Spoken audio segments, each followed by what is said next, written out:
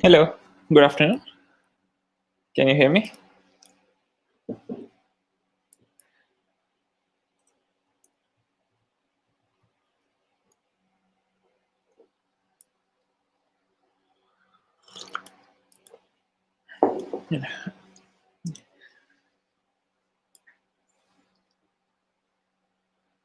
So, good evening, uh, everyone.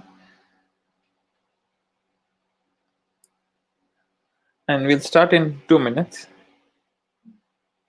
just because today we need to cover a little bit more.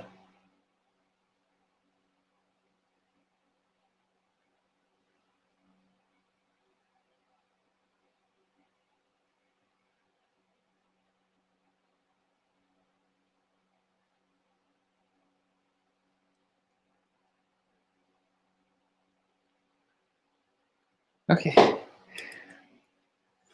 I hope that you're enjoying the sunny weather in Belgium.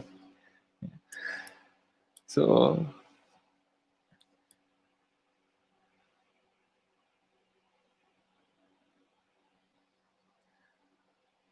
we'll be starting in maybe a minute.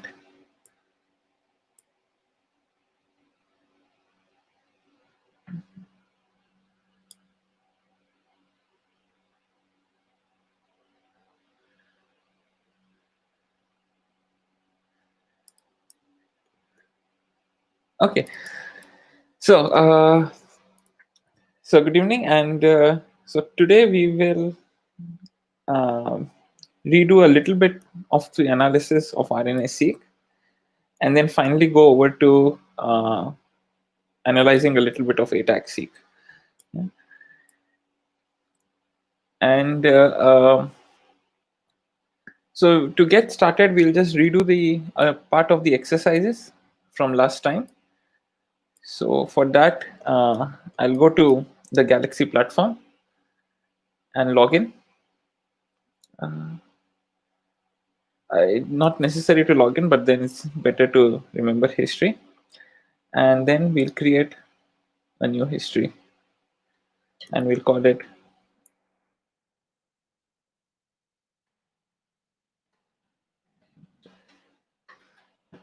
we just give our history some name. Yeah. So we'll redo parts of the exercises from last time. So essentially, it would be mapping of the RNA-seq data and getting it to a point where it's ready for analysis. So we'll go from raw data to raw counts. Yeah. Hello, Genevieve. I hope you can hear me, Genevieve. Okay. So because the files are really small, so we'll just do the local upload, and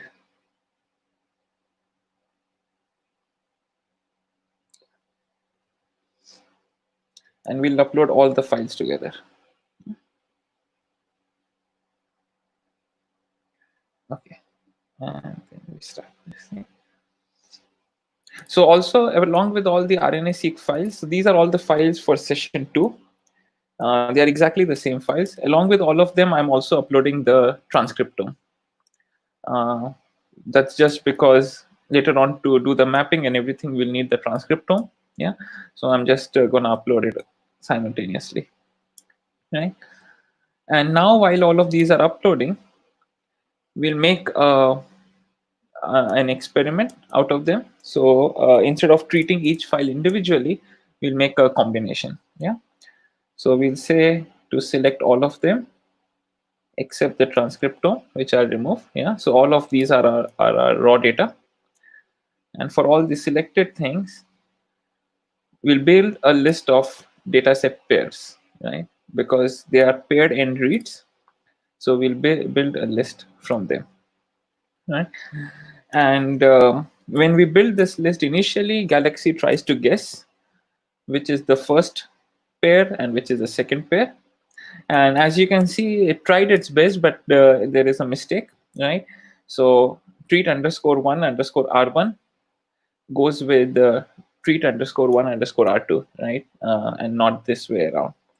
So to correct this, we unpair all, yeah? And then we say that our left or one-sided reads are underscore R1 and the other sided reads are 2. Yeah, so this is the way to recognize the pairs, and then we will say auto pair, right? And then you see automatically it has now made the correct pairs. Yeah, and it's also going to call them with a short name. So wild type 1 sample will be called wild type 1, but it will actually be a link of 2 paired end reads, right? And then we name this new data set. So let's just say experiment, and then we create this list, right? So now once this list is created, you can see that it has the 4 samples that we need, right? And now whenever we do an operation on this data set, it's going to do it for each one of the 4 individually, and within each one of them it's going to do it for the forward and the reverse. Yeah, so now we do not have to do all the steps one by one. Yeah, so now the whole thing becomes a, a, a collection. Yeah? And so because it's RNA-seq data, so we can do trimming, right? The first step is adapter trimming, but as we discussed last time, it's not a necessary step, so we can skip it and go directly to mapping. Just making sure that soft clipping is selected, or you use a tool, a mapping tool, in which you are allowed to do soft clipping. Right? So that is what we will do. We will use Hysat 2. Yeah, it is a mapping tool. It will map our reads onto a genome, and it is also splice aware, so it will know where the exons are. So we want to map our reads to the zebrafish genome, to the latest one. And we say that our reads are paired in, but not just paired in, but they are a paired in dataset collection, right? This way we can do all 4 of them together. And they are not stranded. Then we specify. We don't need to specify anything. In the summary option, we specify to give us the summary, right? Because this way we will know our parameters. And then the advanced options, firstly, we want it to be splice aware. So we go to splice alignment options and we make it splice aware, right? And to make it splice aware, we have to give the transcriptome, and that's why we had uploaded the GTF file. And we specify that here is all our data, the data related to exons. Right? And then lastly, we wanted to do soft clipping, and I think the soft clipping option is maybe in scoring. Yes, it's a scoring option, right? So allow soft clipping, and we say yes. That is all. Those are the 3 changes. I mean, 3 important parameters. So one is to get a summary, to make soft clipping possible in scoring options, and second, to make it splice aware. Third, to make it splice aware. So with these 3 parameters, now it should be perfect, and we then execute it. So as you see, it's now going to run 4 jobs, and that's because we have 4 pairs of files, and it's going to run it not simultaneously, but it's going to run it one after the other, but we do not have to run them manually, right? It's going to do all 4 of them together. Yeah. So while it is running, I'll show you something else. So one thing is that a lot of people have had network issues, and this is pretty common. There has been problem with file upload. So I mean, here we are just using files which only have 15,000 reads.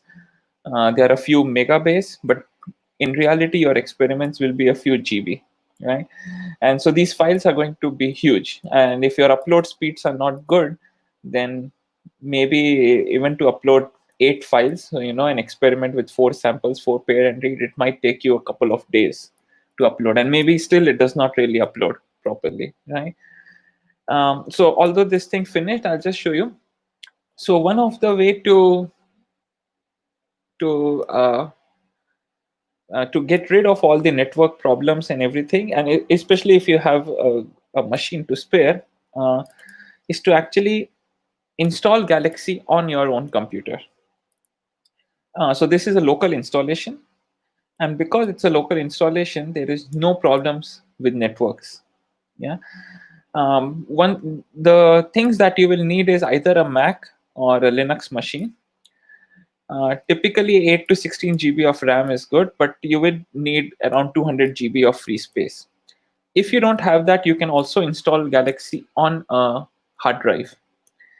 I would suggest to install it on an SSD drive, not an HDD. So the HDD ones are the ones that have a moving parts, which heads, and the SSD ones are the ones which have flash.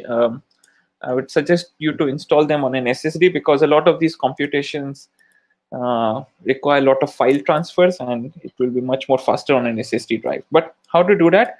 The best way to install Galaxy locally is to actually use what is called the Galaxy Docker project. So if you just Google search Galaxy Docker, it's by this. This is the one to use. And Docker essentially means that it comes installed not just with the program, but with also all the things that it depends on. Yeah. So that means that you have to install nothing. You just go here. If you get or if you download this complete thing, and you don't even have to install. If you just download this whole thing, it will come ready to run. Yeah. So it's a container. So it's a container which is ready to run. Yeah. And the tutorial is really nice here. And as I said, if you have a Mac or a Linux machine with 200 GB of free memory, you could easily do this, right? And then there is no problem with network. And the reason being, well, because then you're not really transferring files over a network. And to install a running Galaxy, this is a one-line command that you need. This is it. Although you will need to specify a few more parameters. Yeah. So this is the command that you would actually need to run. That's because I mean, I won't go into details of Docker, but generally when you have something running in Docker, it does not make permanent changes. So anything that you do, it will forget. But if you want to make it remember, then this is the command that you need. Yeah. And this is it. It's just a single command. And if you run it, you will have a Galaxy installed on your computer. It does take a lot of space because sometimes it makes many copies of the files and all of these things. So space is an issue. Yeah. So, but if you have something like 200 GB, it's fine. You install Docker, you install Galaxy locally, and then whenever you are done with an analysis, download the history. Keep it in a separate place, in a separate hard drive or anything, and then you can always come back to it. And then you remove your history. So you can always go to Galaxy. You can always say export history to a file, right? And then save this file to a hard drive somewhere where you can access it again, and then just go and purge this history. Right? You can delete the history and then purge it. Right, and that way you'll recover your space. Okay, so this is one way. This is the best way actually of working with Galaxy and not having issues with network, not having issues with file transfer, and not having issues with uh, getting Galaxy to run on your computer because the Docker will have everything installed. Okay.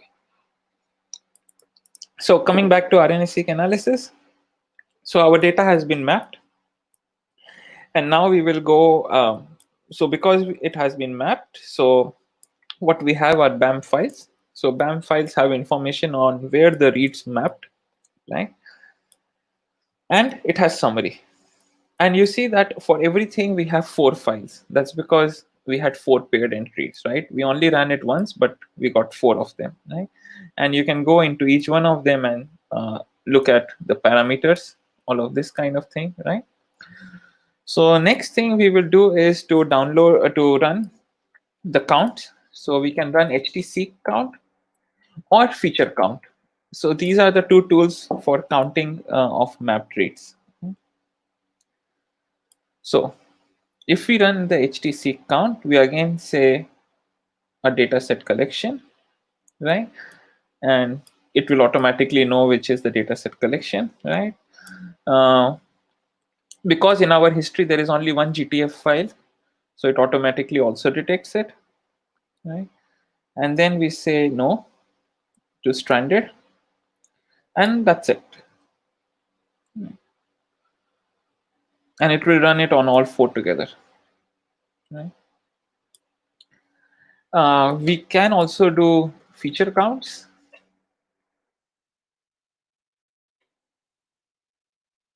So here feature counts, it's exactly the same thing. It will also give, it will also measure or quantify gene expression in SAM or BAM files. Right? Again, we say data set collection, unstranded, and gene annotation file in your history. Yeah. So in the history that we have, and this one, right? This is our GTF file. Yeah. And the output format is what kind of, uh, as before, what parameter should it compile the result on? So should it do gene count on gene ID or exon or even isoform, right? So in this case, we specify gene ID, right? Yeah. Create gene-led files if you want to do things like measure RPKM. So RPKM is reads per million per kilo base, right? So if you want to normalize the read counts per kilo base, which is not done nowadays, yeah. So it's a pretty, uh, I mean, it used to be pretty standard of, like, let's say 5 years ago, but nowadays it's not really necessary to normalize by length, right? But if you want to do, then you would also want to get a file, another file with length information for each gene, right? And that's it. And we can also execute this if you want. So it will also give a similar result as HT-Seq count. So you can run either one of the two. There is no preference of one over the other.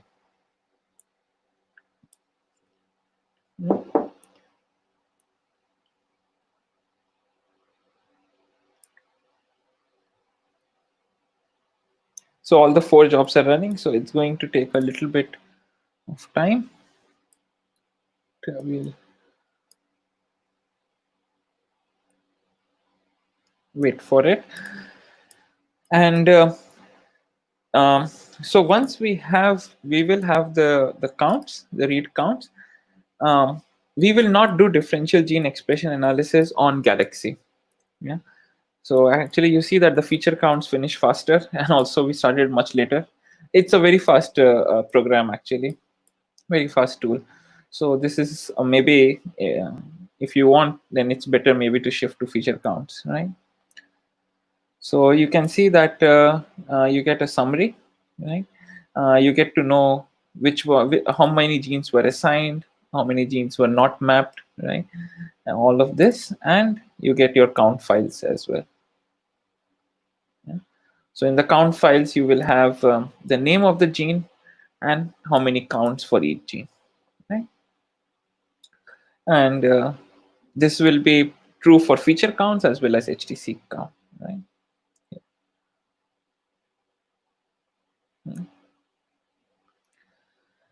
So you see now you have actually 4 files, with counts.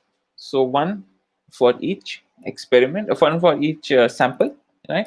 2 wild type samples and 2 treatment samples. But it would be nice to have them together, right? Uh, because anyway, like if you are going to save your data or share your data or even upload it to GEO, so like a gene expression omnibus, where you have to upload your data if you publish a paper on it. So then it's always nice to compile all your reads together and save it as in a single file. Yeah, it's easier to see them also. So to do that, we will do some kind of text manipulation in which we will combine these 4 files together. Yeah. So I think that it is a column join on collections, if I'm not wrong. Yeah, let me check because I had done this in the exercise. So yes, column join on collections. Okay, right, and we'll do it with the feature count file. It doesn't matter, you could also do it with the HT count output, but this is already shown in the exercise, so that's why we'll do it on feature counts. Yeah, and then identifier column is the column which is common to each of the files. So this is the first column because it has gene names, right? So this will be common. And then header. So does the file have a header? Yeah, and that would mean that a header is, for example, here. So for example, in this file, you see the first row is neither a gene name nor the count, but it's actually the sample name, right? So this becomes the header. What is the first row? Is the first row something different than everything else? So we will say that there is one header, right? And then uh, we will say that we don't want to add anything to the column name, right? Because this name is unique enough. We will understand what it is, right? And that's it. So let us execute it. Then let's see what we get. So now we are just adding all of our experimental data together.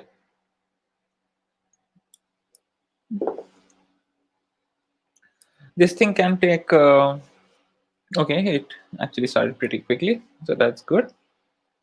Sometimes it takes a lot of time to just make this simple column join.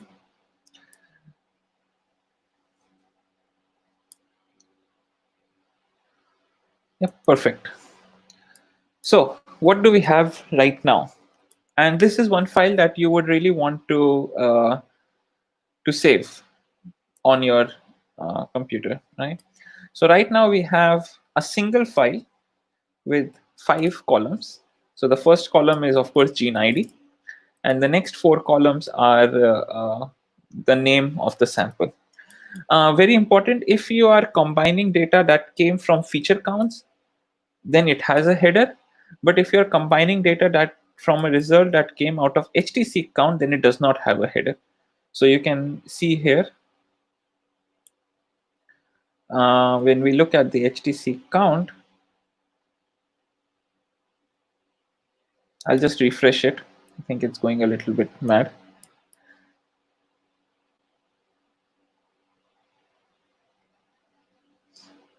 Okay, so if we look at the result of HT-Seq count, right, then you see that it has this blue item. That is not the header of the file because that's not part of the file, right? And so the first row itself is the name of the gene, so it does not have a header, right? If we look at it, you will see.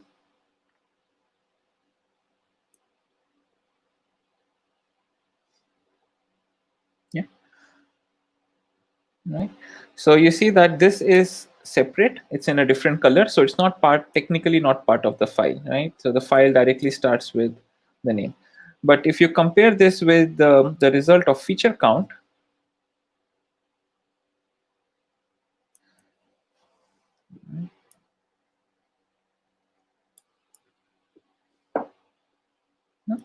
and now you see that actually the first row is different than what the other rows are, right? So here you have your gene name and count, but in the first row you have gene ID.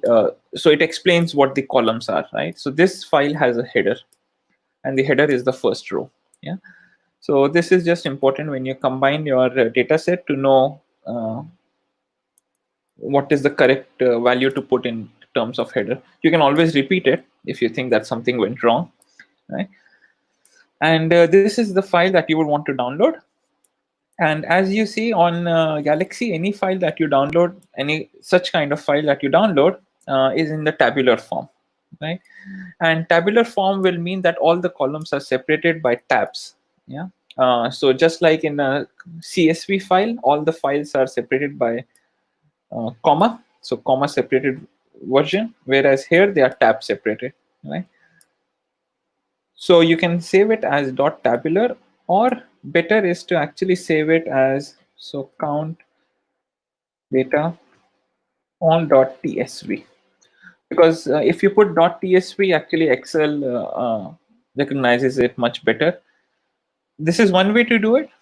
The other way to do it is to go to edit attributes, right, and go to data type and change the type of data. So you can make it tsv. So tab separated version, right? So you can always change it here itself. It will not change anything in this kind of file because um, it is a tab separated file, but so this is fine to do, right? And then once this is done, we can download it, right? So this is so this was a kind of short display on like a subset of raw file. So we didn't really have it, but once you download this file, you can really do nice analysis on this website, which is called IDEP. So on Google, if you can just search IDEP RNA-seq, I think it should come as one of the first results, or the location is bioinformatics.ststate.edu. So it's called IDEP.91. Otherwise, you can also go to the preparation of the course. So if you go to preparation for session 3, right, you will also find the link here. So if you click on this IDEP here, you will also find the link there. Right? So we will do our differential gene expression analysis on this. And to do that, again on the preparation for this course, we have uploaded the real count file from full data set. Yeah, so from a raw data set that was not subsetted. Yeah. So it would be good if you just download this one. Okay. So here it has changed the data format to TSV from tabular. Yeah. And if we save it, now you see on Mac it's recognized as tab separated value. So now we can save it. Count data _2. Yeah.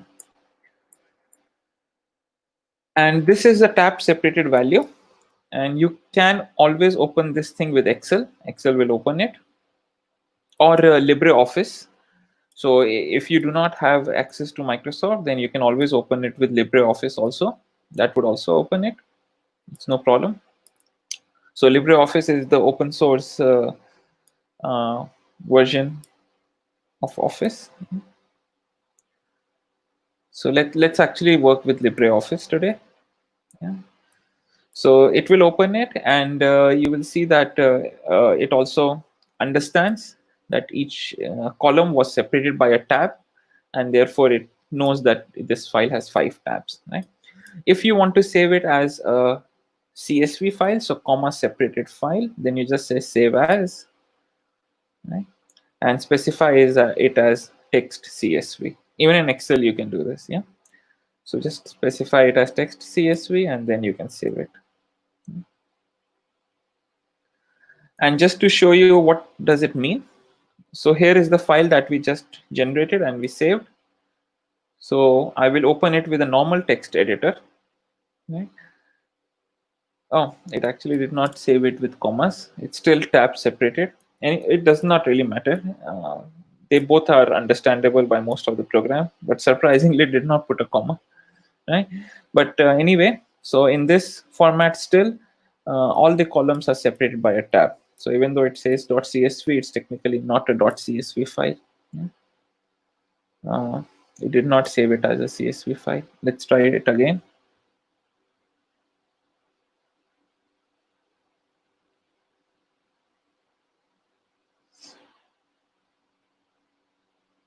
Let's do it in one way. Let's first save it in its own format and then save it as a CSV format. I think maybe possibly then it would work better because it would force it to put a comma. Yeah. Yes. So if you first save it in its own format and then save it in CSV format, then it's forcing it to put a comma. And here you see that it's asking what should I separate each of the columns with, and we can specify it as comma. And string delimiter is if you have a gene name or something like alphabetical, then what should I put around it? It's better to say nothing, so you can just delete it, right? And now let us go and open it with a normal text editor. Yes, and now you see that it is a CSV format. Each column is uh, right? Each column is separated by a comma. Right? So now it becomes a .csv format. Yeah. Okay. So on the preparation page for this session, we have a .csv format file which has the counts. So I have downloaded it here. So we will just open it.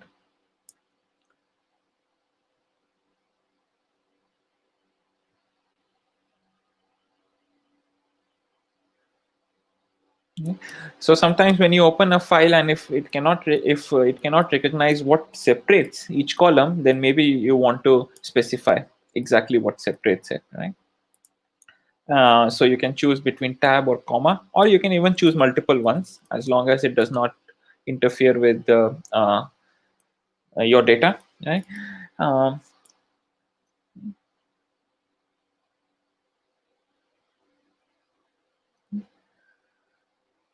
um, just the one thing to note, which sometimes happens, is that if you open this file with Excel, let's just try it out. I do not know if it will do it. And now let's save it in the Excel format. Let us just save it in the Excel format. Right. So now it's in the Excel format, which is okay. But I don't know if it will do now. But if you search for SEP, yes, you see it has done this. When you save a file in Excel format, and that's why it's better to not use Excel formats with next with gene expression data or anyway any NGS data, because here it has changed the name of a gene which was Sept10 to September 10th because it thinks that it was a date, right? So it has done it. It also does it with March because there are some genes that starts with Mar. Let's see if it actually does it. I'll just go near M.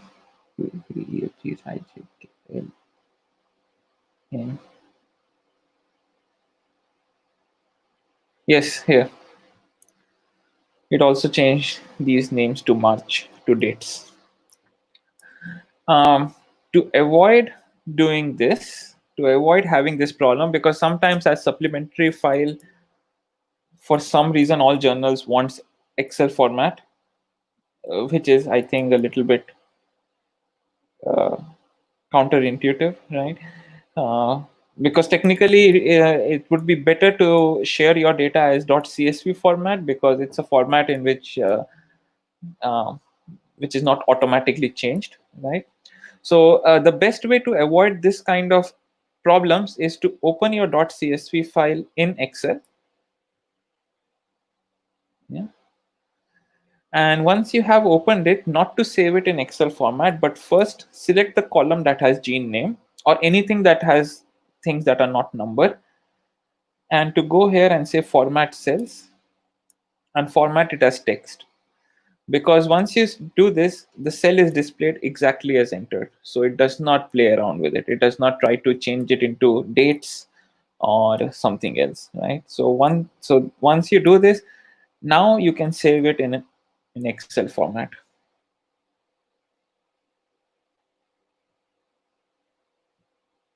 Right?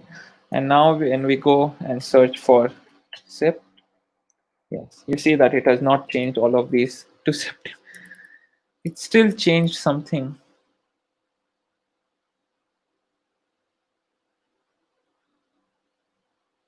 I don't think that it still made some change. What is this change that it did?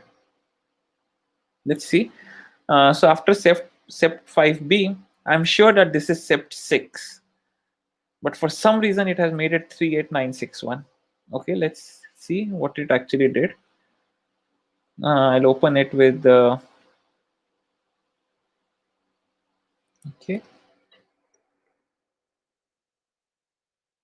Even LibreOffice is changing these things. Yeah. Even though they change it, when they show it, it's not changed in the original file.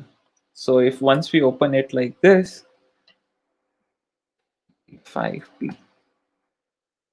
No, when we saved it in LibreOffice, it was changing it. Yeah. So this is just something that you should be very, very, very careful about. Except this is for sure sept 6, and it has been changed now into September the 6th. Yeah.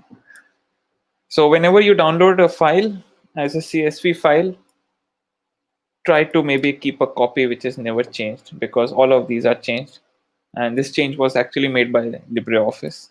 Yeah. So a lot of these things have been changed. Yeah. Anyway, we will for now go ahead with this, but just to let you know that these are a problem that's very common.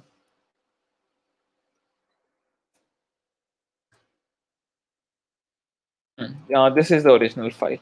So this is the .tsv file which was downloaded from Galaxy for this data set, and you see here everything is normal. Yeah. So let's do this again. Actually, so we will open this with the LibreOffice. Okay. And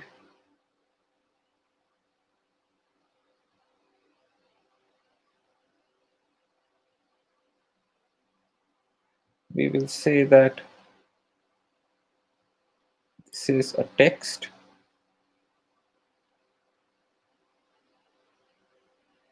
Now let us search for, yeah, now it did not change, right?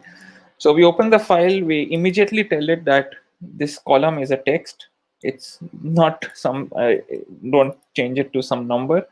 So now it has not changed it. And now we can save it. And now I think if we change it, if we save it in any other format, it should not change it. Yeah, it does not make any changes, right?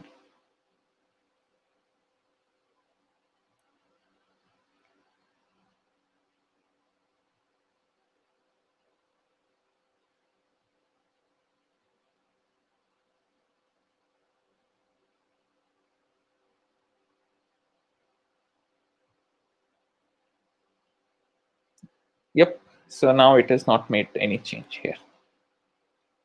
So now we have a clean file. Yeah. So anytime you have an NGS data and you want to upload it to, you want to share it with other people or upload it to GEO or anything, make sure to go to this gene called sept. It is, I would say, more than half of the cases where people share files with each other, I have seen that this gene is changed to a number, to a date. Yeah. Okay. So that took a lot of time, but anyway, so we have our data. and I will delete this. Yeah. Okay, so we will use this website to do our RNA-seq analysis, and again, it's a website, so again it may have network problems, so I also do not know if it will run perfectly, but if it does not, I will at least try to show as much as possible. But it's pretty straightforward, and it has a very good help page, and if you use this website, do cite them, so it helps them to keep it running. But again, you can also install this thing on your own computer, so you can also run it locally. And again, you can not this, but if you search IDEP RNA-seq GitHub, if you go to their GitHub page, so here is their GitHub page. If you go to their GitHub page, they give you the instructions on how to run it locally, right? And this works pretty well. It takes a little bit of time to get it set up, but it runs pretty nicely. If you also want to run it on a server, so you want to run it on your computer, but you want other people to, like, if you want to install it on your university cloud or your university cluster, then there is also a Docker version for that. But this is not the version that you need if you want to run it on your laptop. This is to run it as a server on your laptop. The instructions are here. Yeah. So you could do it. It does not. It just takes a bit of time, but it's possible. Okay. But I'm running it on the internet, so let's hope that everything runs. Yeah. But if you want really nice, if you want to understand how to use this website, then actually the place to go is this small question mark here. And if you click on that small question mark, then they have a very nice help page. They tell you everything: how to format your data, what kind of things are needed, and everything. So I'll go through what they want. So the first thing that they want is, of course, your data, and it's recommended that your data, you provide them as count data, so the raw count data. So they are not normalized or they are not fold change. Yeah, so they are your raw counts data. Although you can also provide them as a normalized data. So FPKM is fragment per kilobase per million. Yeah, so normalized to gene length and library size. Yeah. But in this case, we have raw data. So first we will open our raw data. You can provide them as TSV, so tab separated, or CSV. It does not matter, but it will not take Excel or LibreOffice format. Yeah? So it has to be something that you can easily open in a text editor, or you can open directly in a text editor. Yeah? So the first thing that it needs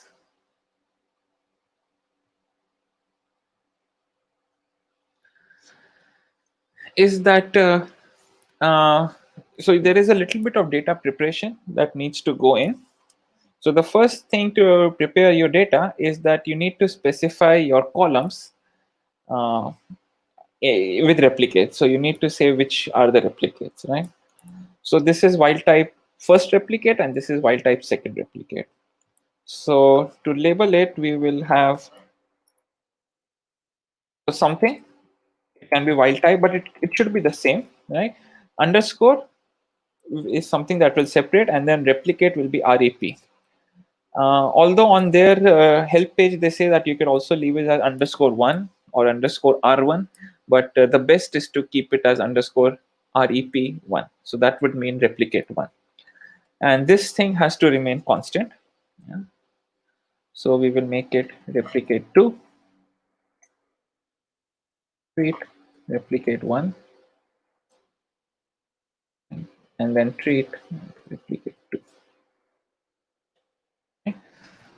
So this is the preparation that we need to prepare for IDEP. Replicate. And then we save it. Yeah. So now we know that there are two samples or two conditions.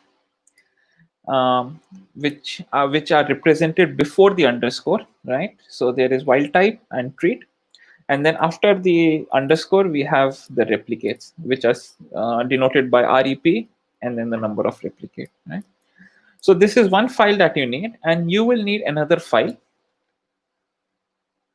in some cases. Yeah, so let's see, this is the minimum you need, so let's start with this one. So we just upload this file,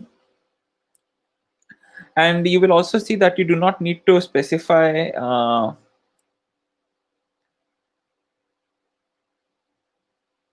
the organism, because it is going to automatically detect it.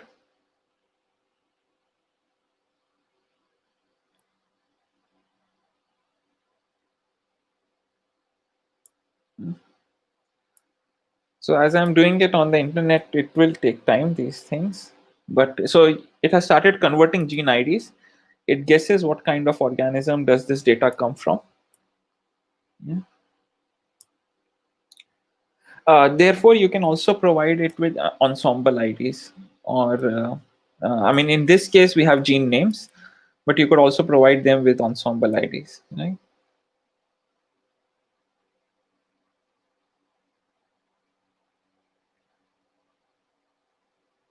Okay, we will just specify that it is zebrafish, because it's matching a lot. I think a lot of the gene names are matching, so we will specify it with zebrafish. Yeah. And now we go for some kind of pre-processing where we can do a little bit of quality control.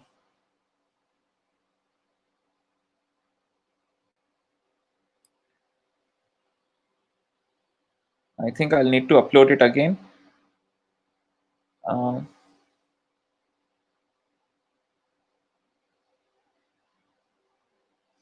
so just select the species as zebrafish and then upload the file again. That's because the gene names, a lot of the gene names are matching others. Yeah. So using zebrafish. Yeah. Okay. So here you see it has already detected that we do have two samples which belong to one condition, so wild type, and then two samples which belong to another condition called treatment. And it's putting an X in front of them. That's because LibreOffice is making a mistake in how to save it, which technically we can make a correction. So let's also make that correction. So we will open it with a normal text editor. Yeah, and the problem it's making is that it's putting this apostrophe on top of it. Yeah, so we will just ask it to not put an apostrophe. Generally, if you do this with Excel, it does not do it.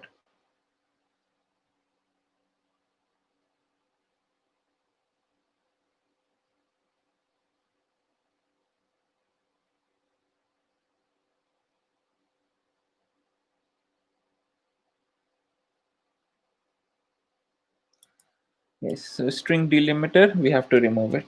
Yeah. And now it should be okay.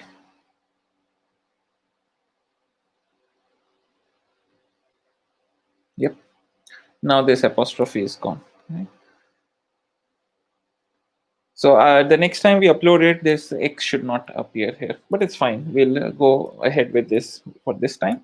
So it already color coded the two different samples, right? So it recognized that we had two conditions, and it recognizes it by taking whatever is before underscore and seeing what are the unique values. So these two are one unique values, wild type, and the other one are treat, and it makes them into different things. And in here, it's showing the total counts in million, right? And this is what is the library size, right? So this is what is specifying that this is the total number of reads that are present in our sequencing reads. Okay?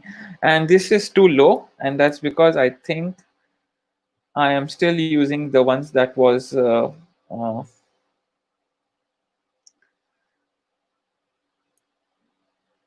that were made from the subsetted thing. So I'll just download this. Okay. I'll go and load the data again.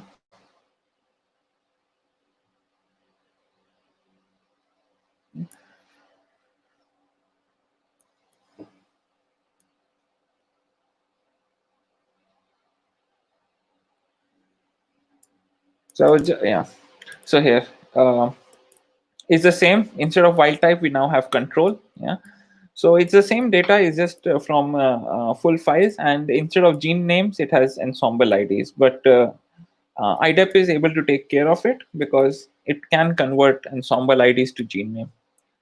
So when you are making your own files with Galaxy, you can give it different transcriptomes. So in one transcriptome, you can ask it to use ensemble IDs to aggregate, and another gene name, because for us visually searching for a gene name is much more easier. So it's also possible to make with two different IDs, right? So now we will do the pre-processing, and it automatically detects that there are again two conditions, right? And here, now this is the library size. So for control one, we have 40 million reads, right? And when people say counts per million, what they are essentially doing is they are taking the counts, the raw counts, and dividing it by, like for control one, they'll divide it by 40. That's because it has 40 million reads. So per million, right? So counts per million will be your counts divided by 40. Control 2 has a little bit more reads, so 45 million, and both the treatments have a little bit less than 40. This much variation is completely normal. It's not too much. But if there is a problem with the number of library size, with your library size, then it is going to give an error here, or it actually tells you at least that there is some problem. Yeah. Um, and you can also plot uh, one sample against another to see how much they match. So in this case, your control 1 and control 2 have a very high correlation. So it's very good. That means, yeah. And next, so here is your quality control. So what this means is that it's going to remove genes which are expressed at very low level, right? So the minimum counts per million, so zero 0.5. So 0.5 counts per million will mean that in a sample that has library size of 40, if it has 20 counts, right, then sorry, if it has yes, if it has 20 counts, then it has a CPM, counts per million, of 0.5. So what it means is that it will keep the genes which have at least zero 0.5, so at least 20 reads in at least one library, right? So if in all the four samples, so in all the four libraries or in all the four samples, if the gene has less than 20 reads, it will be removed. I mean, not 20, 20 for control 1, and then for control 2 a little bit higher than 20 because it's a little bit higher than 40. Yeah, but it's mostly going to be around about 20. So if in all the four samples less than 20 reads, then that gene is removed, which is a fair enough quality control, because it's going to remove genes which are very low expressed in all of your samples, and it's going to remove a lot of your noise. Yeah. And then there are three ways of normalizing your data. The simplest is just to make a log transformation, right? And here you will see how the data looks after normalization. And this looks pretty good, right? So you have the mean is, or the median for all the samples are pretty normal, pretty similar, or you could try out with the other ones. Typically, it's simple enough to go ahead with log normalization. It works most of the time, especially if there is not much variation in library size. If there is too much variation in library size, then the best thing to do is actually to subsample your data. So let's say if one of the sample is 20 million and another sample is 40 million, is to actually only remove 20 million reads from both the samples. So let's say you actually cut off half of your other sample, the half of the sample that is 40 million, and then to redo the analysis. So you artificially decrease your library size. Yeah, so that is by subsetting your data. Yeah. So that is something that's better to do rather than uh, using different kinds of normalization method, because if your library sizes differ by a lot, no amount of normalization is actually going to help. Yeah? And because we are doing log normalization, so it's going to need to add some value, because log of 0 is not defined, right? So it's just adding 4 to everything. It's a normal thing to do. You can change this number, not to make it very big, but anything from 1 to 4 is fine. Yeah. So it's going to add 4 to every counts, to every CPM, and then take log.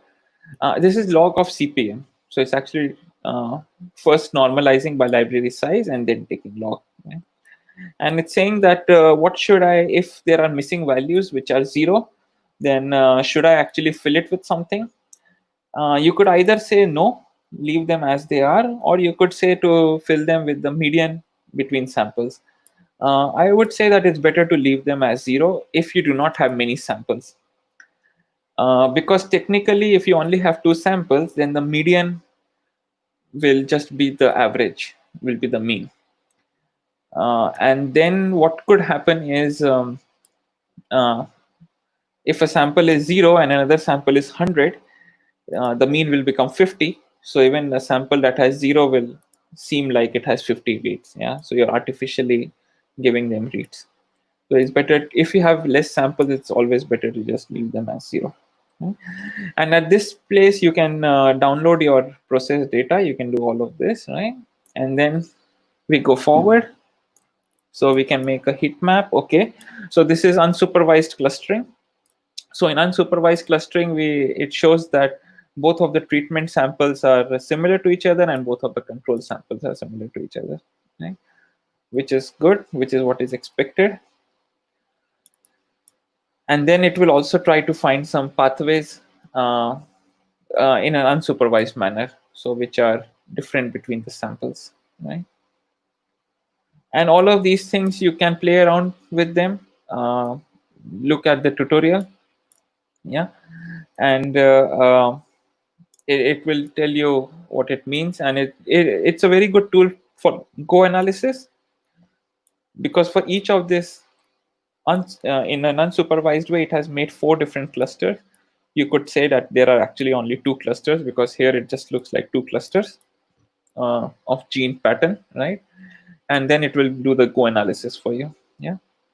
So you could also make it in this case too, right? And it will do this thing. And last thing, and then the next thing is to look at the PCA. That's the most important one, because PCA is something that will tell you if there is a batch effect. Right? So here you see that both of your treatments are very close, and there is a variability between the controls. Yeah.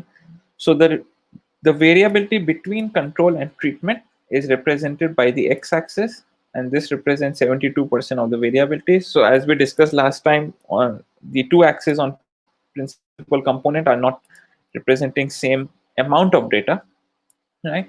So the variability between the 2 controls explains 17% of the total variability in the data, whereas the difference between control and treatment explains 72%. So that's pretty good. I mean, it's not ideal. So the 2 controls do have some differences, but it's good. Yeah. There is some noise. So of course, in such a case, it would be actually better to have another sample, or maybe 2 more samples of control, or 2 more experimental samples. Another thing that would be that this shows is that there is not too much of a batch effect, because if there was a true batch effect, then we would expect that the 2 treatment samples would also be separated similar to the 2 control samples, right? So on the y-axis here, the variability is the variability between the 2 control samples, but not between the 2 treatment samples. So they are very close to each other. So there is not much of a batch effect here. If we had a situation where this treatment sample was here and this treatment sample was here, then we would say that on the y-axis we have the variability because of batch, and on the x-axis we have the variability because of treatment. right? So, but that's not the case. Yeah. So this principal component is really important for you to understand batch effect if it is happening. Yeah. So there is not much batch effect, and then we directly go to DEG, so differential gene expression. And it takes a little bit of time, but you will see that it automatically started doing differential gene expression because it knows that you have two conditions, and it just compares the two conditions, right? So treatment minus control. So it tells you what are the down-regulated genes, what are the up-regulated genes. So there are 443 genes which are down-regulated, 437 which are up-regulated, right? So it automatically did that. Yeah. And then you go to, if you do not want to do it, so let's say if you wanted control minus treatment, then you can always go to select factors and comparison, and you can change it here. Yeah. So I will not change it. And then DEG2 is essentially go analysis for the genes which were differentially expressed. So previously in k-means, it was doing go analysis in unsupervised manner. So in unsupervised manner, which of the genes were clustering? And then in DEG2 is doing go analysis for differentially expressed genes. In our case, they both are very similar, right? Because genes which are changing because of the treatment. But in some other cases, you might imagine that that may not be the case. And it tells you what are the go analysis. And if you download enrichment details, it actually tells you the pathway and also which of the genes. So let's download it. I think it tells you which genes are present in that category. Yes. So here it is. So this is the go pathway which was down regulated. This is the p-value. These are the number of genes, the name of the pathway, and then these are the genes, right? So for every thing, it makes such a list. Right? Yeah, and that is more or less what it can do. But we will go back to load data.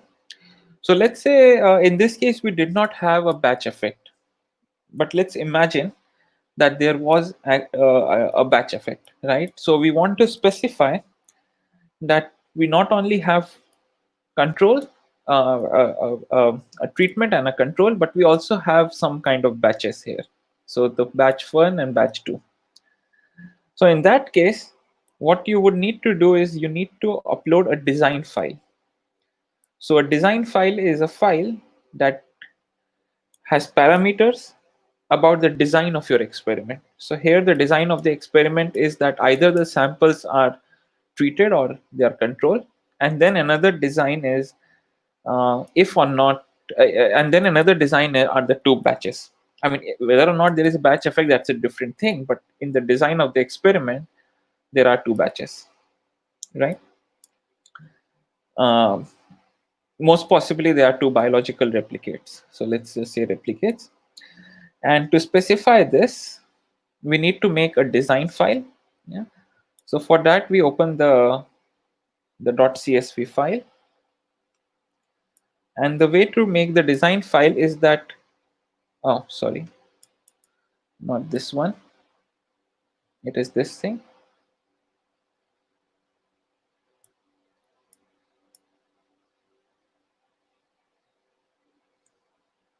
Hopefully it opens. Ah, interesting. Let's open it with Excel, or what you'll need to do is to open. Okay, let's do it. Is to open the Excel here and then open the file, because it's a text file, so it thinks that it's something like a Word document. And here we say tab separated, yes. So it will open, yeah. Or just directly open it in Excel. I think Excel is also able to handle it. So to have a design file, you'll need to keep the names of your samples exactly same. So that's why I opened this file. So we copy them, we open a new spreadsheet, and then we paste them. The first column can be empty, yeah? Or you can just say design. Yeah? So these names have to be exactly same in your design file. The names of the columns have to match the name of the samples. So it cannot be two different things. Yeah. So we will say here treatment. So now we are stating the design of our experiment, and we can say replicate. Yeah. So this is the first replicate, this is the second replicate, then the first, and then second, right? And the treatment is, this is a control, it's another control. So here we do not specify control underscore 2, because when we look at the treatment, this sample is a control sample, right? And we specify replicate here. We can also add other things. So it does not matter in this case, right? When we specify a design file, you can specify as many parameters as you want. So we can specify what was the gender. So let's do this. It does not matter. You can specify the day of the week they were collected and something like that, you know. So all of this can be specified in the design file. So the design file showcases all the parameters that you have. And this, again, we save it as a CSV file.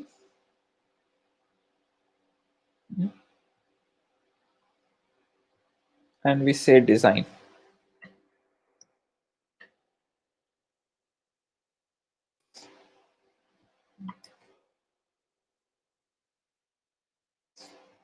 Okay.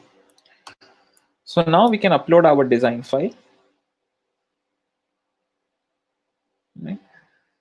And now you see that it has, it knows for which sample, what were the different parameters, right? So we have specified them.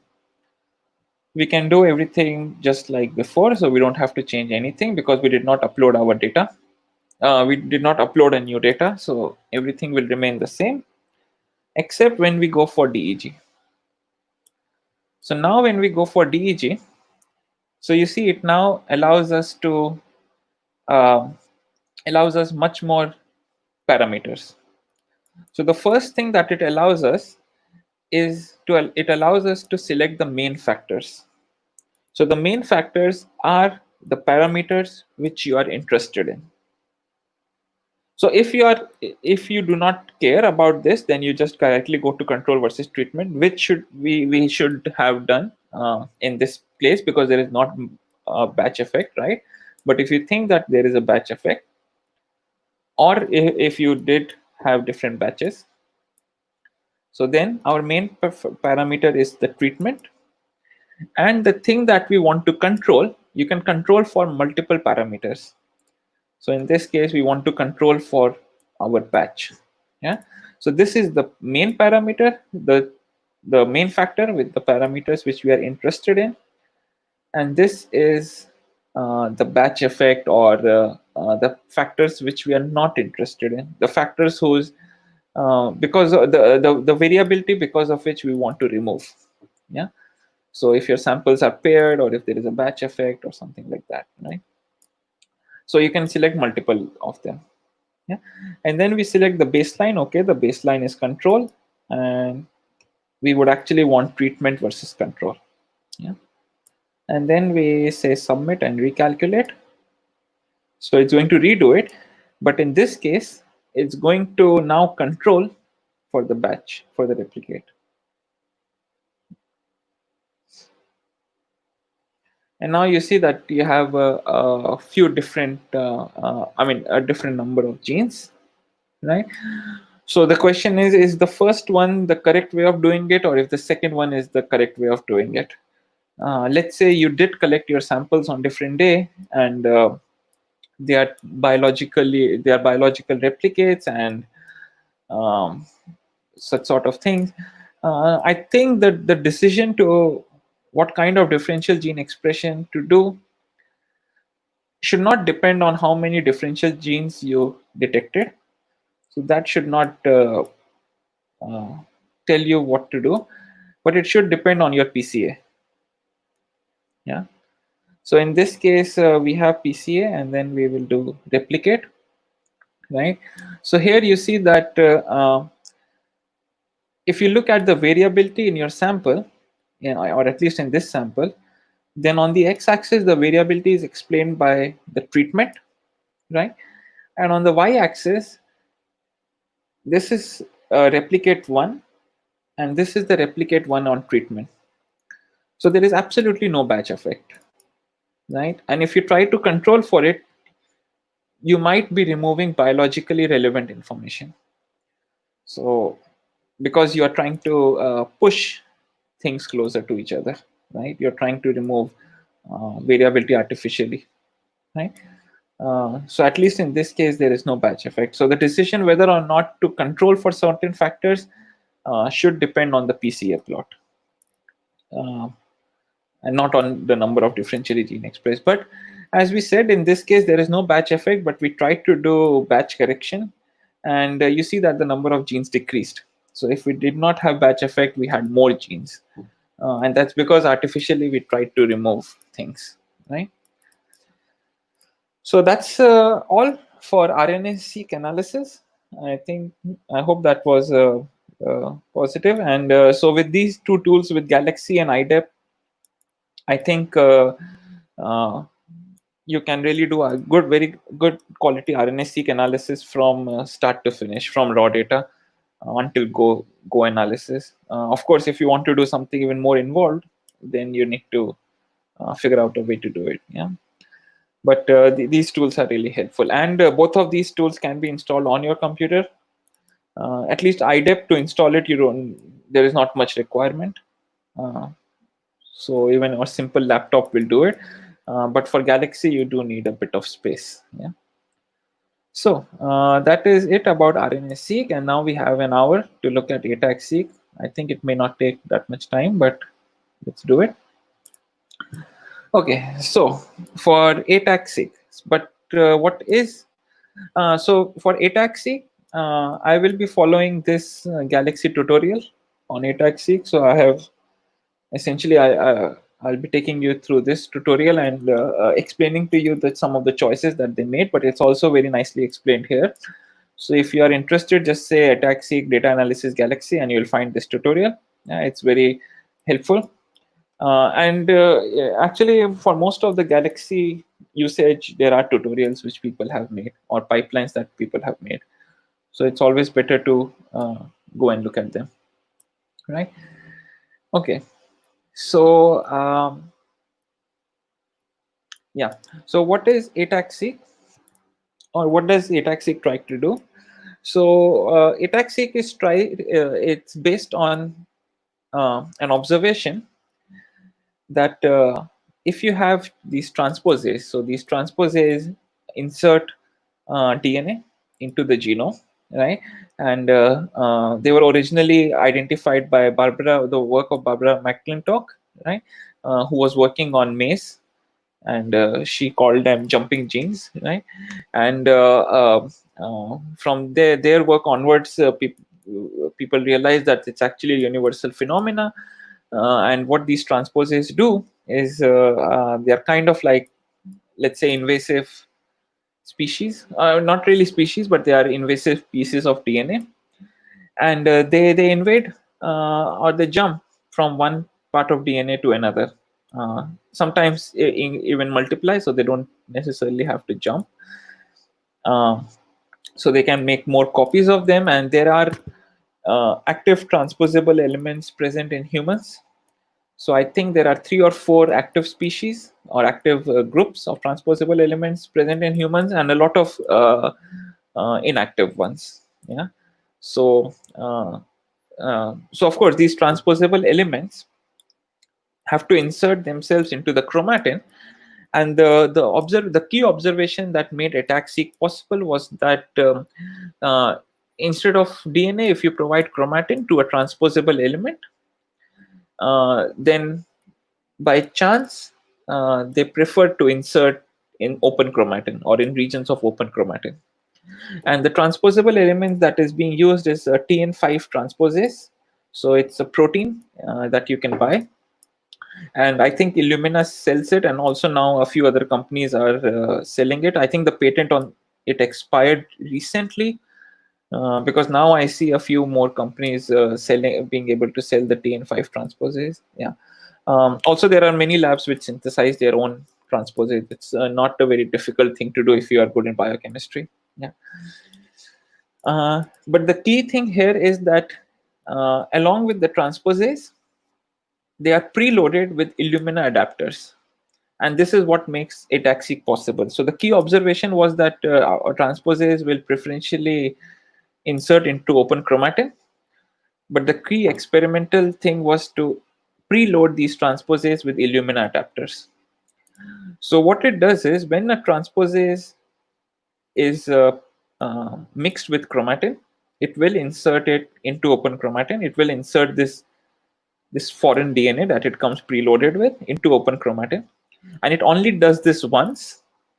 That's because once it has loaded this Illumina adapters into open chromatin, it has no more DNA loaded to insert. So that's why it only does it once. Yeah.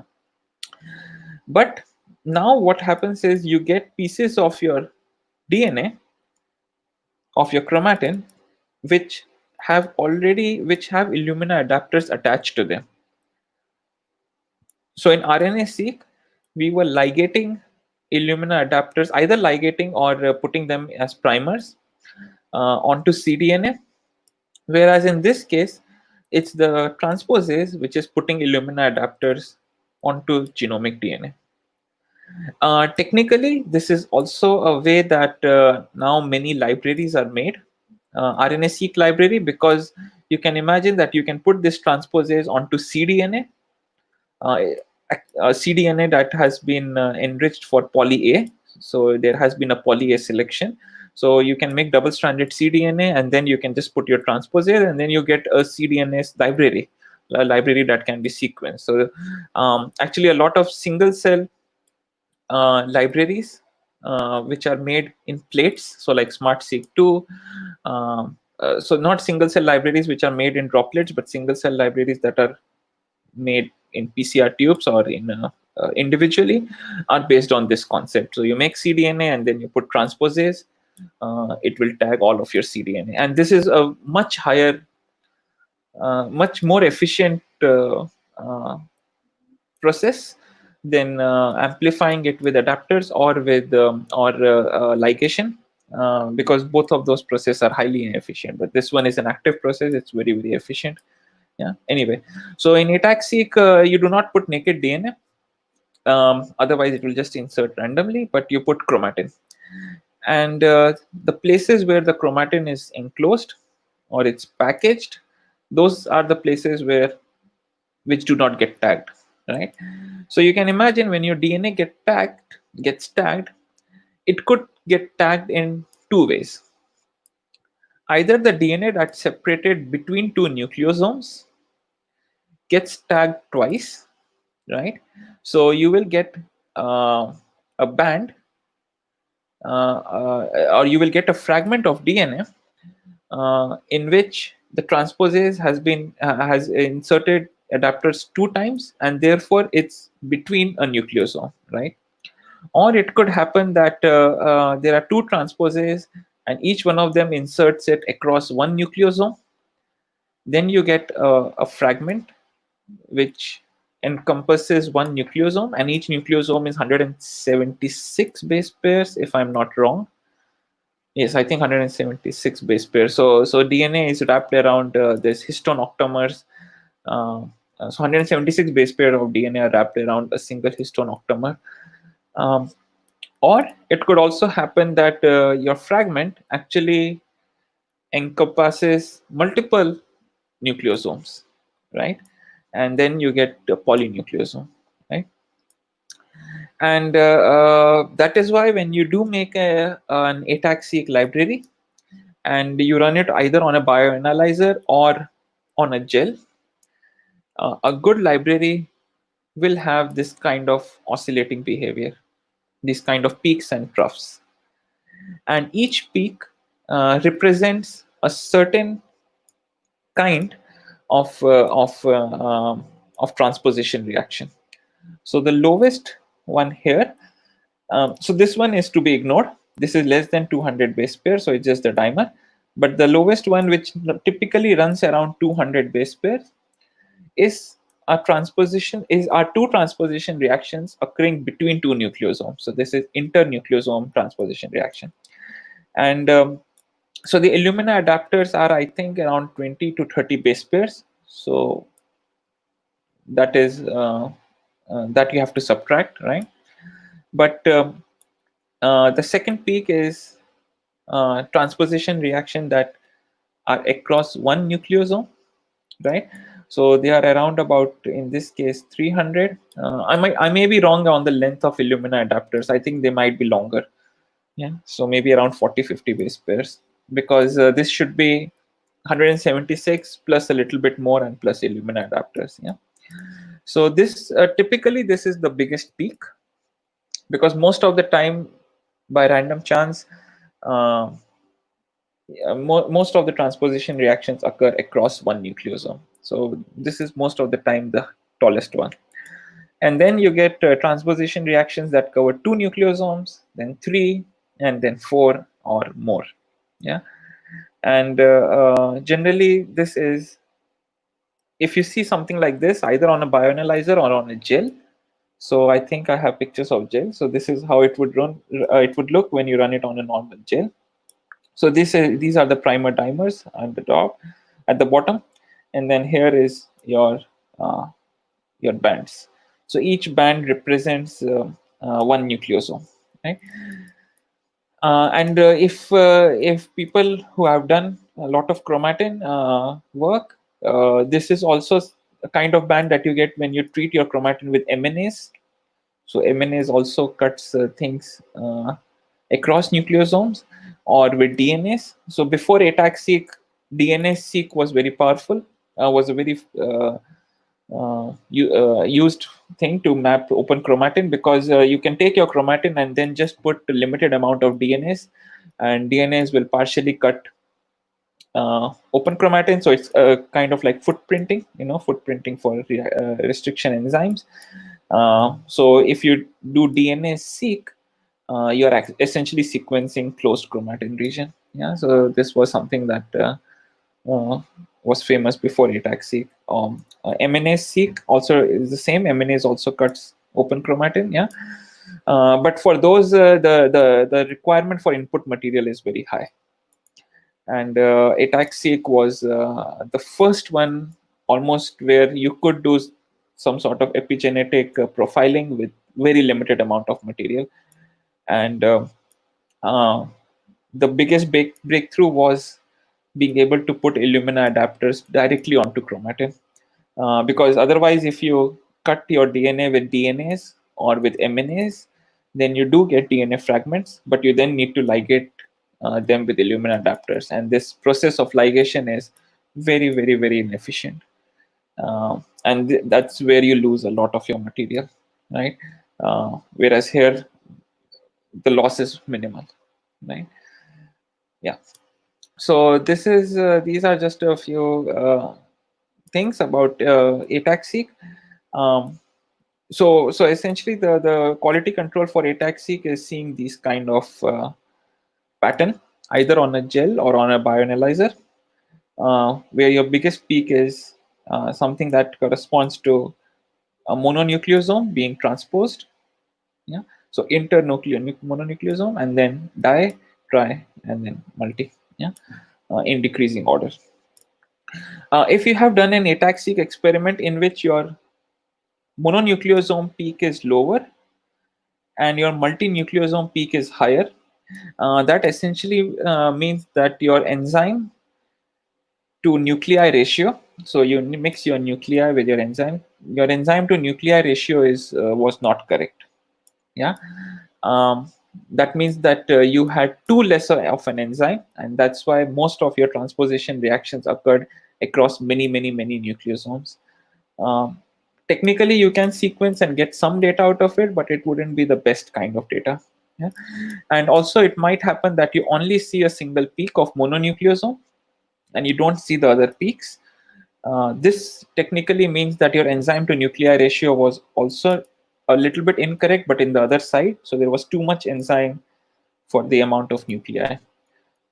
So it's the best ratio is when you see each of these peaks individually. You see 2 or 3, sometimes even 4 peaks. Yeah. Right. So we will go and map our data from ATAC-Seq. So we'll just make a new history and we'll call it ATAC-Seq. Okay, and the data is again present in the preparation file. So you will download it, and it has 2 experiments. Another thing, ATAC-Seq data is always paired end. You can have RNA-seq data that is not paired end, but that is not possible with ATAC-Seq. ATAC-Seq data has to be paired end, because if you do not have paired end sequencing, right? So paired end sequencing will mean that you sequence both the sides of your DNA fragment, right? That is paired end sequencing. And single end sequencing means that you only sequence one end. Now, if you do not do paired end sequencing for ATAC-Seq, then you cannot know how big the fragment is, right? Because just one end does not give you that information. You need to know the 2 ends of the DNA fragment, and that is the only way in which you will know what was the length of the fragment, and the only way in which you will know whether the fragment uh, was transposition reaction between 2 nucleosomes, across 1 nucleosome, across 2 nucleosomes, and so on and so on, right? So for all of that information, it has to be paired end, right? So you will never have a non-paired end ATAC-Seq. Yeah. So we will again get our data, and I will not use FTP, just because the data is really small. So it's also not the true files. I think I subsetted them to 50,000 reads, so they are only 50,000 reads. Whereas typically for ATAC-Seq, so it will depend on the number of cells that you started with for ATAC-Seq. So if you started with something like less than 100 cells, then 20 million might be enough. Like from 1,000 cells to 10,000 cells, maybe 50 million. But if you have more than that, like more than 10,000 cells, and you really want to do deep analysis, then sometimes people even suggest to sequence them to 200 million reads. Yeah. So it really depends on what kind of information you want. Because if you want to do transcription factor footprinting, so you want to see if the binding site of a transcription factor is inaccessible. Yeah. So by that I mean, in this picture, it is only showing histones as a detriment for transposition reaction. But this is not the case if your chromatin preparation was very nice, and if you're using a lot of cells. Then if a transcription factor is binding onto chromatin, that would also deter the transposition reaction to occur, right? So at places where a transcription factor is binding, typically that chromatin is active. So you would see regions around that location being open, but at the location of transcription factor binding, you would see a dip. Yeah. And to see these kind of information, so transcription factor footprinting, you need a lot of reads. So typically, if you think that first of all, you need a lot of reads, but also a lot of starting material. So if you are doing your ATAC-Seq with 50,000 cells, and if you want to do transcription factor footprinting, it's better to go till 200 million depth. Yeah. So but in this case, we only have 50,000 reads, right? And if you are really interested in doing these kind of in-depth analysis, Yura, who is the other instructor, she's very good in ATAC-Seq analysis. So I think it's better that you contact her directly, because she knows a lot of ATAC-Seq analysis and how to do it, right? And there are tools for doing it, which are already present in the community. Most of those tools are run on R, and they work the best for human or mouse data. It's always difficult to have them work. I think even for Drosophila data they work well, but it's difficult to get them to work on let's say species in which transcription factors are not or transcription factor binding site are not well known. But anyway, so again we'll go and make this into a collection. Okay. So what is the name? What were the names of the files? Okay, R1 and R2. Yeah, R1 and R2. R underscore R2. Yep. So here we go, and we will say ATAC.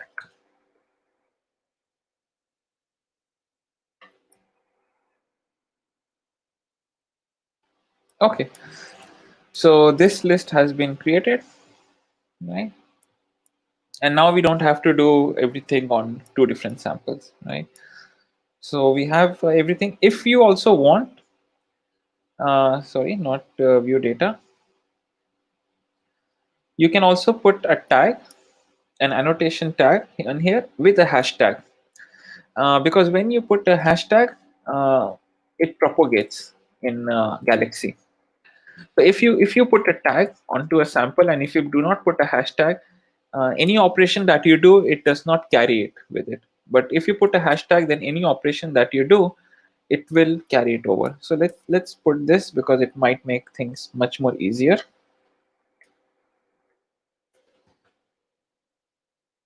We have put sample underscore one, right? So now they are of the same color, and let's do it here itself.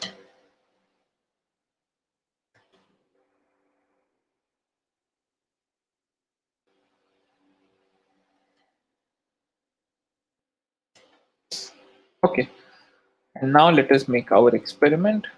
Let's delete this collection only, and let's make them again.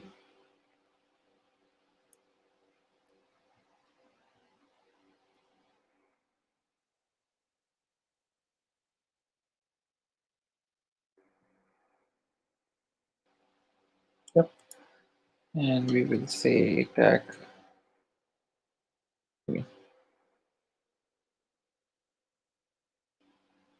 Okay.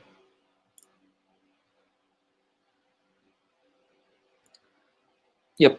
So now you see that here the tag is present, right? We did not tag it again, but it's present because the original one was tagged, right? So this would be helpful because now whenever we do an analysis, it should carry forward. Okay. So the first thing is to trim the adapters. For ATAC-Seq, there is no option. You have to trim the adapters. So it's not something that can be uh, ignored here, unlike RNA-seq where you can technically ignore it. So we will use trim galore to trim our adapters and also remove low quality reads, right? So we will say use default, but we will say to generate a report file. Yeah. And we will say to execute it. Okay. So while trimming is going on, we'll try to map them.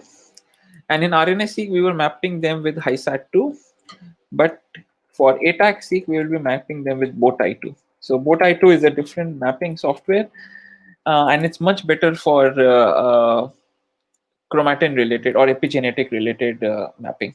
Yeah, it's much more sensitive, and I think it is splice aware, but it does not matter because in this case we don't care about splicing, right? So, yeah. So here are a few parameters that need to be changed, and the first parameter that need to be changed is this. So you have to go to Botai 2. Then you choose that you want to map up a paired end data set collection on the trimmed reads and to set the paired end options. And here it's very important to set the maximum fragment length for valid paired end alignments. What does that mean? That actually means is if you have paired end, so the two ends of a single DNA fragment, how far away they can be for them to be considered as valid, right? So a single nucleosome is 176. Then you keep multiplying it, right? So 3 to 4, so fragments that encompass 3 to 4 nucleosomes, they are normal in ATAC-Seq experiment, right? So if you set this as at 500, then after 4 nucleosomes, it will consider everything as non-valid. Yeah, and especially if your fragments were across like a region of close chromatin, it would also consider them as invalid because they would not be they would be longer than 500 base pairs apart. So here, for a typical ATAC-Seq experiments, it's suggested to put it as 1000. So the two ends of the DNA fragment, if they are less than 1000 base pairs away from each other, they will be considered as a valid paired end, right? Of course, if they are on different chromosome, then yeah, I mean, that means there was a chimera or something that happened, right? That is first thing. And second thing that needs to be changed is that you should allow dovetailing. And what is dovetailing? So dovetailing is so let's say if your two transposition reactions, if the two transposition insertions occurred between two nucleosomes, so internucleosome, right? So a very short, a very short DNA fragment, right? So let's say even 40 base pairs, right? So two transposition reactions occurred less than 40 base pairs away from each other. Then what will happen is that not only will you have an overlap between the sequences that you sequenced, but they might also um, extend further. So your first read will overlap and then have more sequences that extend uh, even ahead of your second read, right? Of the read number 2, which is coming from the other end. Right? Typically in RNA-seq experiment, this will not happen because in RNA-seq experiment, you first make cDNA or RNA and it's fragmented and you choose 200 base pairs. So if you are doing the 75 base pair sequencing, like 2 into 75, then you're not going to get a clash between the two reads, right? But in this case, you might get a clash between the two reads, right? So this, to have this as a valid pair, you need to allow dovetailing. Right? So these are the two factors that you need to take care of when doing ATAC-Seq analysis. So first thing is to increase the size of valid DNA fragments, and second thing is to allow dovetailing behavior to happen. Yeah.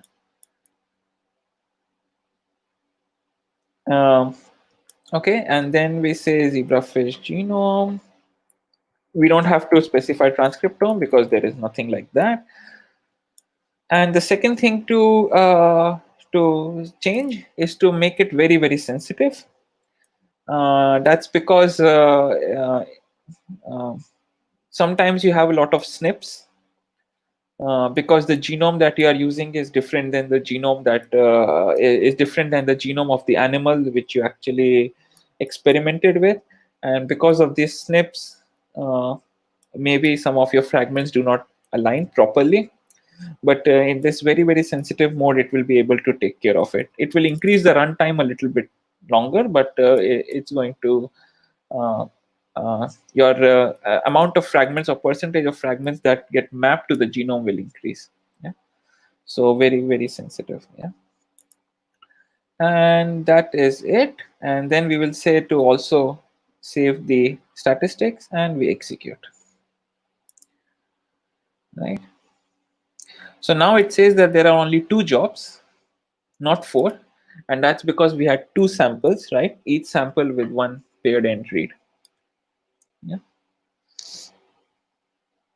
So it's going to do it hopefully fast.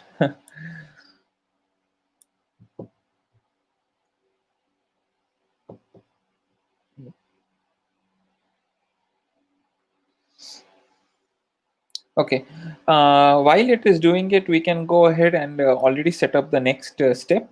So I will go, as I said, I'm following this protocol here. But so we will be doing exactly as they say. You can also go and look at here. Yeah. So after this, we will be filtering not so good reads, right? So we will be filtering them on quality.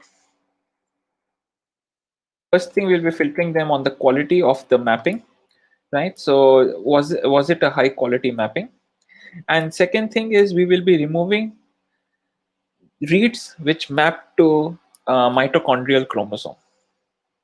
Yeah. So if reads map to mitochondrial chromosome, because mitochondrial chromosome is mostly open. So in ATAC-Seq, a lot of reads do map to mitochondrial chromosome. It's very normal. Actually, in the first ATAC-Seq paper, 50% of more than 50, I think 50 to or a little bit more than 50% of their reads were mapping to mitochondrial chromosome.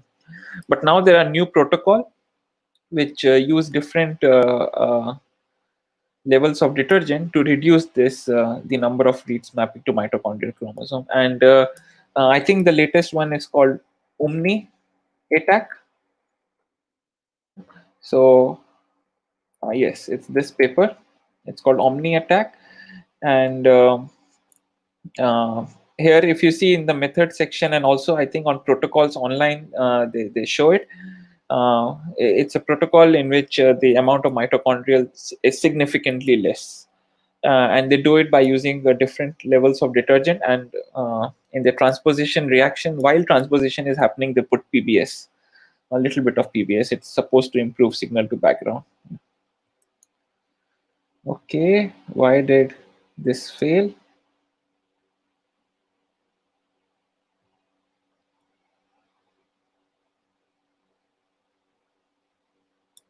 Okay, this should not have made an error here, at least not the last time I ran. But let's just run it again.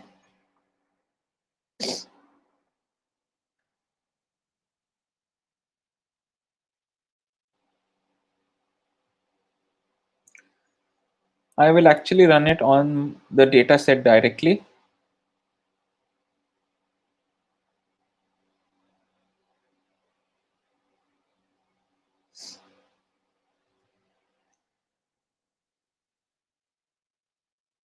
Sometimes these things do happen with Galaxy because they have an error and it's difficult to debug it.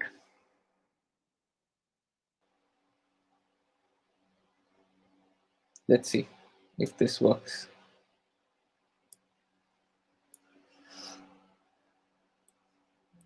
So it's not a trimmed file, but it's okay. It should still work. So if it works, then I will also do it for sample 2.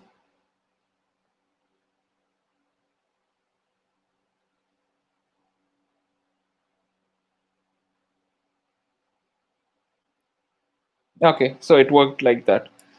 I have no idea why it did not work on collection. But most possibly, if you run it, it might work. Yeah, so it's normal.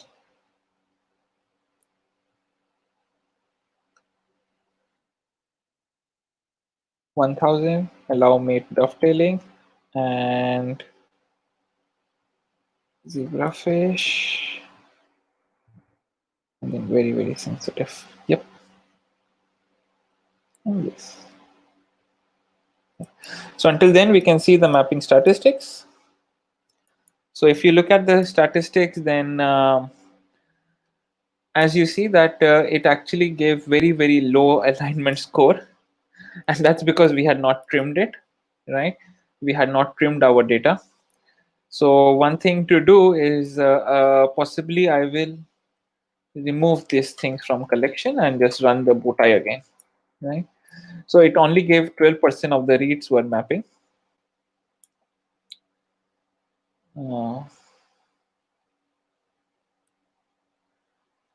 Extract data set from a list. trim reads, first data set by element index 1.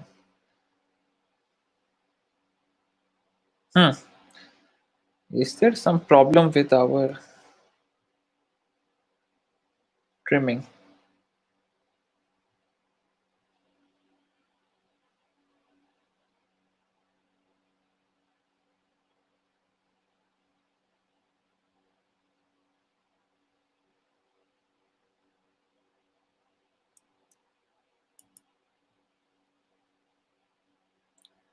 Okay, so Bota is running. Here it's a little bit better, 29.23% of mapping. But it's okay. I think we can go forward with this because there is only 15 minutes. But you can see most possibly collection will work. I think it's just a bug that happened, but we'll go forward with it. Yeah. So yeah. So we'll try to do it with these alignments, right? So you get the alignments, right? And and as you can see, the hashtag is helpful here because it's following us, right? And now the next thing is to do is to filter them. So we are going to do a filtering. So filter the BAM datasets, right, on list of attributes.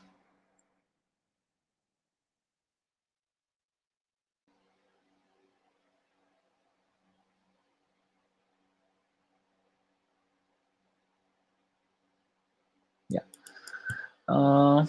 And this thing is present because there are many kinds of filtration, and we need to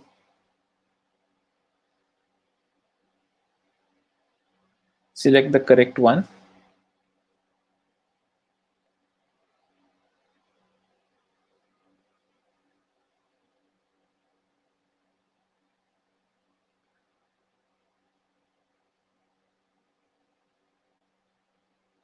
Okay, I'll just go here.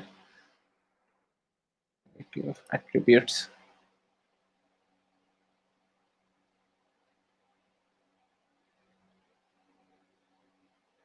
Here, filter BAM datasets on a variety of attributes. Yeah.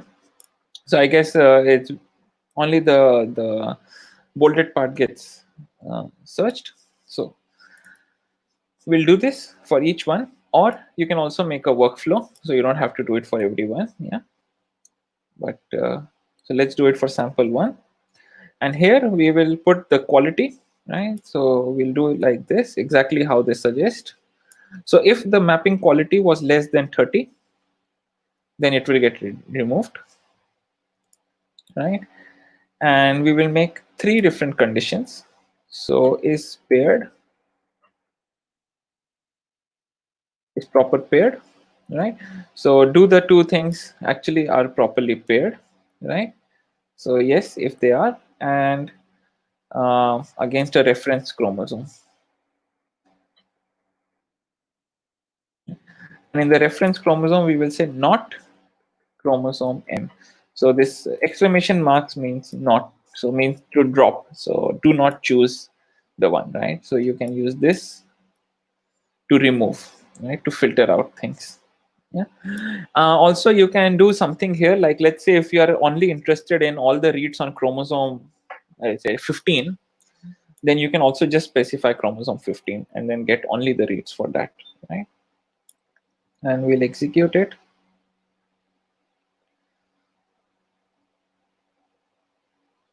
And we will do it again for sample 2 to 30 is paired, yes, and reference.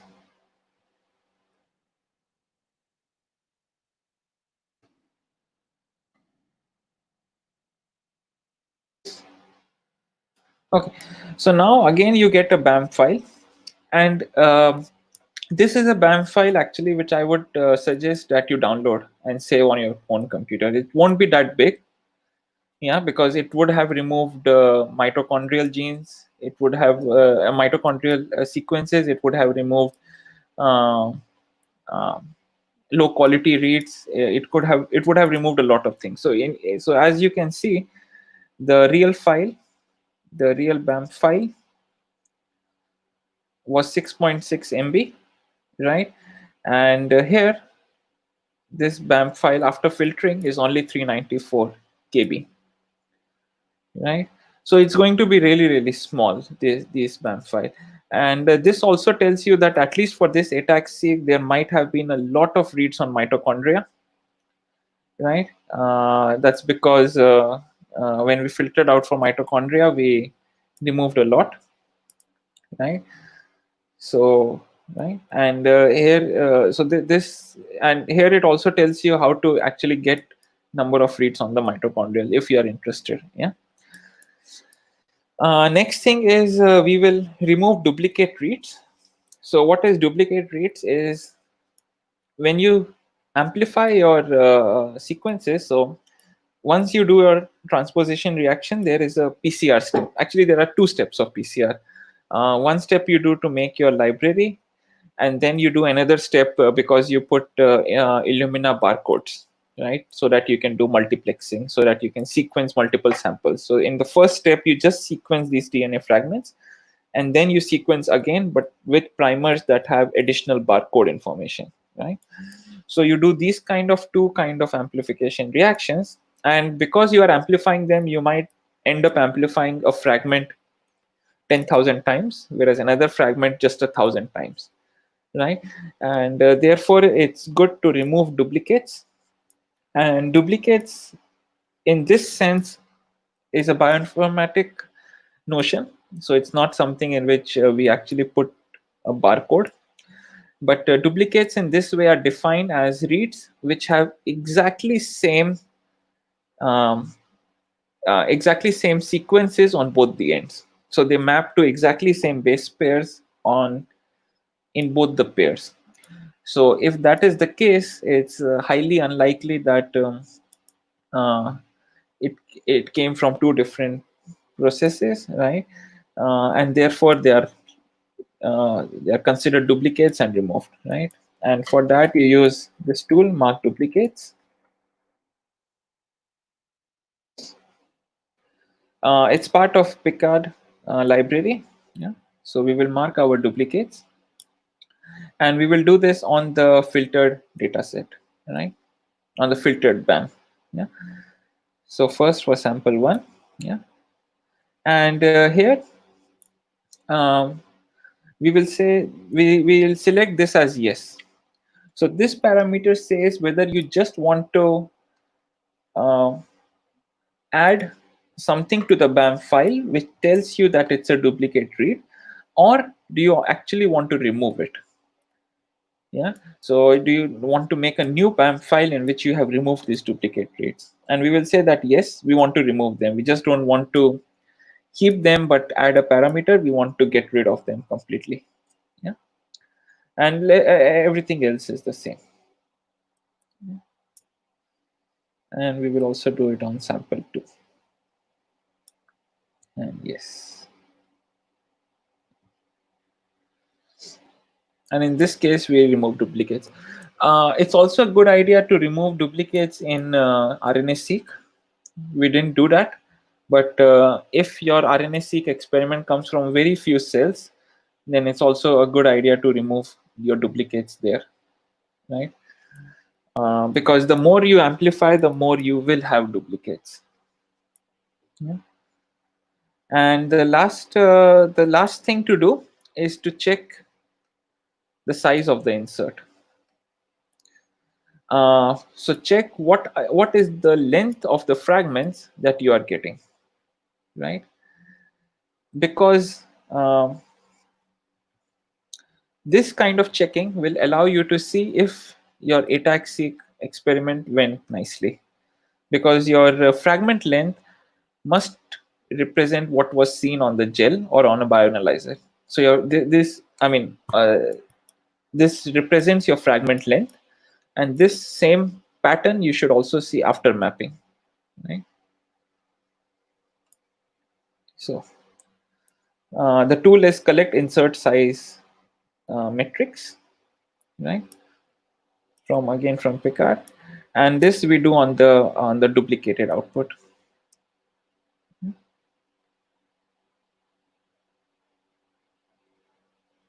You see that the file size even decreased a bit more, so it's only 406 KB. Let's see how much can we get if we can actually see some pattern. Only thing to do is to choose the correct genome. Everything else it will do it by itself. Right?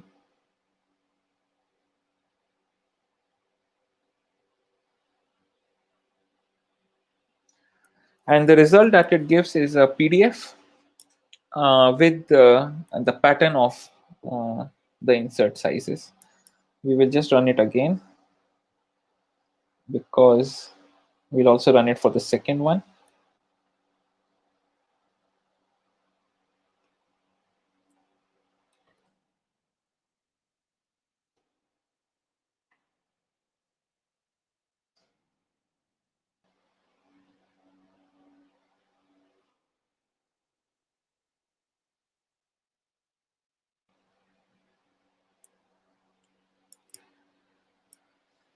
Okay, hopefully it finishes. Oh, okay, it finished one, and it will show you a PDF. So here it does not look good, right? Because you actually do not see the same distribution of reads as one should see on a gel. So you should see the mononucleosome or insertions between two nucleosomes and then mono, di, tri. It's not here, but in this ATAC-Seq file, I mean, it's just 50,000 reads. So that's why this pattern is not really present here. But typically, what you would have seen if it was a full Seq file is to have another peak here, and then a third peak, a fourth peak. Yeah? So in this thing, this is how a normal ATAC-Seq experiment would look like. And if your distribution looks like this, that means that your experiment was successful. So this is a very important plot to have. Yeah. If you have a plot like this where you see no peaks, right? This is typically a plot that you would get if your chromatin was destroyed. So if the transposition was occurring on naked DNA. And many times the reason for this kind of thing is too much detergent. So too much detergent, it destroys histones, it destroys your nucleosomes, and then you only have your naked DNA floating. Either that, or if you did some kind of freeze and thawing, and that led to protein degradation. Yeah. So, okay, sample 2 is still running. Okay. This is another ATAC-Seq experiment. So they have given some examples, which is very noisy. So it's not the best, but it would still be okay to analyze. Yeah. But this is something that looks like completely failed. Yeah. I mean, this also, yeah, I mean, you could analyze it, but it's not the most ideal experiment, right? And this is another good experiment in which we see, so this peak belongs to insertion between two nucleosome, then mononucleosome, dinucleosome, and even though you do not see the peaks after that, it's still fine because this can still be analyzed.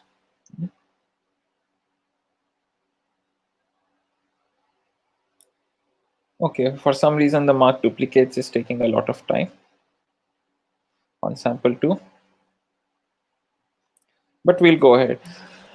So now the last thing, to call peaks, to actually find out where these peaks are. It's very, very simple. We will use this tool called max2, and max2 peak calling. So max2 call peaks. Yeah. And this is the tool that will give you where the peaks are. It's a really simple tool to use, right? And we will be doing it, of course, on the BAM file, which is the output after marking your duplicates. Sorry, this is the file. This is the BAM file that it would be nice if you download and keep a record of it on your computer, because anytime you want to redo the analysis of the ATAC-Seq, you can always start from here, because until here it's always the same. So this is a BAM file that it's better to download and just keep a record on it. Then you don't have to do all the trimming, mapping, filtering again. And you can run your ATAC-Seq peak calling in two ways. You can run it individually. So that would just tell you where are the peaks in that sample. Yeah, that is one way of doing it. And the second way is that you want to compare two ATAC-Seq experiments, or two ATAC-Seq experiments. So it only allows you to compare treatment with control, right? It does not really allow anything else, right? So you can have like a control ATAC-Seq or a control sample, and then you can have treatment. You can have multiple controls and multiple treatments. That's okay, but you can only make this kind of comparison. But in ATAC-Seq, to find the peaks, you do not need a comparison. You can just run it individually, and it will tell you where the peaks are in that file. And peaks are essentially detected by looking at the coverage of your ATAC-Seq. So where do the map read falls, and if the frequency is higher than average, then it just calls it a peak, right? So it's as simple as that.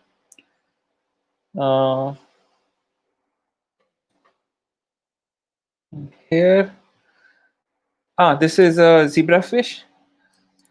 So we have to define the size of the genome, because that is how. So let's see how big is the zebrafish genome. I should know that number, but I do not. So 1.5 billion base pairs. Okay. Effective genome size. Does it want in? Okay. So I think it's going to want like this, 1.5. Huh?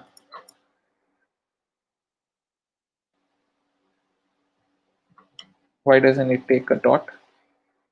Okay, then let's just make it 1 billion. Okay. And that is it. You don't need to make anything else. Yeah. And then we execute it. So let's see how the data, the peaks for the second ATAC-Seq look. Okay, this is still better, right? So in the second sample, you do see the pattern that you should see from an ATAC-Seq, only from 50,000 reads, right? So you see the reads which are between two nucleosomes, which are across one nucleosome, so mononucleosome, di, and then more than di. So more di. Yeah. So that at least in the sample 2, it's kind of visible. And we will run the max2 peak calling again. And effective user size I, and then we will execute it.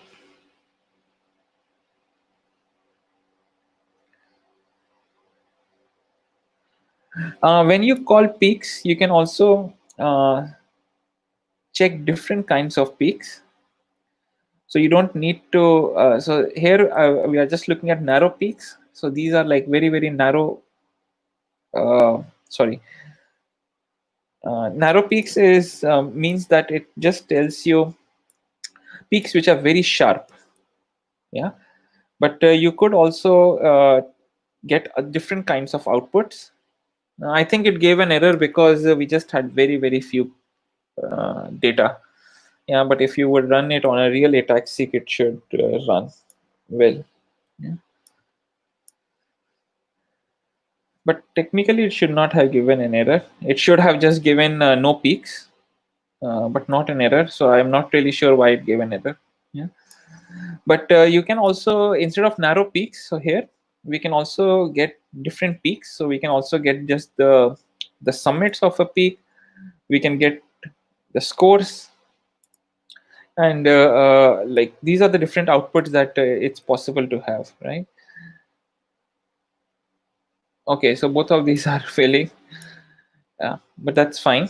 So if you have a real ATAC-Seq experiment, then these things should work. But the most important thing is to look at this the insert size distribution and to have it seem like an ATAC-Seq experiment. And if that is correct, that means that your experiment will give you good peaks, right?